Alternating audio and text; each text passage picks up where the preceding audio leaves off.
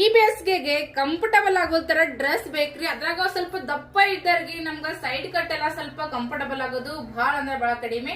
ನಾನ್ ಇವಾಗ ತೋರಿಸ್ತಾ ಇರುವಂತದ್ದು ಒನ್ ಪೀಸ್ ನೊಳಗ ಅನಾರ್ಕಲಿ ನೋಡ್ರಿ. ಸೈಡ್ ಕಟ್ ಇರಲ್ಲ, ಏನಿರಲ್ಲ, ಚೆನ್ನಾಗಿ ಕಾಣಿಸ್ತೈತಿ. ಒನ್ ಪೀಸ್ ನಿಮ್ಗೆ ಅಡ್ಜಸ್ಟೇಬಲ್ ಕೂಡ ಹಿಂದೆ ಈ ತರ ಕಸಿನೂ ಕೂಡ ಬರ್ತೈತಿ. ವೇರ್ ಮಾಡಿದಾಗ ಎಕ್ದಮ್ ಕಂಫರ್ಟಬಲ್ ಅಂತ ಅನಿಸ್ತೈತಿ ನೋಡ್ರಿ.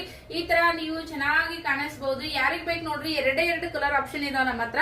ಸೊ ಡಬಲ್ ಎಕ್ಸೆಲ್ ಸೈಜ್ ನೋಡ್ರಿ ಫ್ರೆಂಡ್ಸ್, ಸಖತ್ತಾಗಿ ಕಾಣಿಸ್ತಾವ. ವೇರ್ ಮಾಡಿದಾಗ ಎರಡು ಕಲರ್ ಅವೈಲೇಬಲ್ ಇದಾವ ನೋಡ್ರಿ. ಈ ತರ ಒಂದ್ ಚಾಕ್ಲೇಟಿ ಕಲರ್ ಒಂದ್ ಅವೈಲೇಬಲ್ ಐತಿ, ಹಂಗಾನೆ ಗ್ರೀನ್ ಕಲರ್.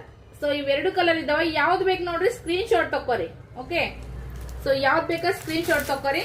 ಸಖತ್ತಾಗಿ ಕಾಣಿಸ್ತೈತಿ ನೋಡ್ರಿ. ಡಬಲ್ ಎಕ್ಸ್ ಎಲ್ಲ ನನಗೆ ಇನ್ನೂ ಫಿಟ್ಟಿಂಗ್ ಮಾಡ್ಕೊಂಡ್ರು ಕರೆಕ್ಟ್ ಆಗ್ತದ.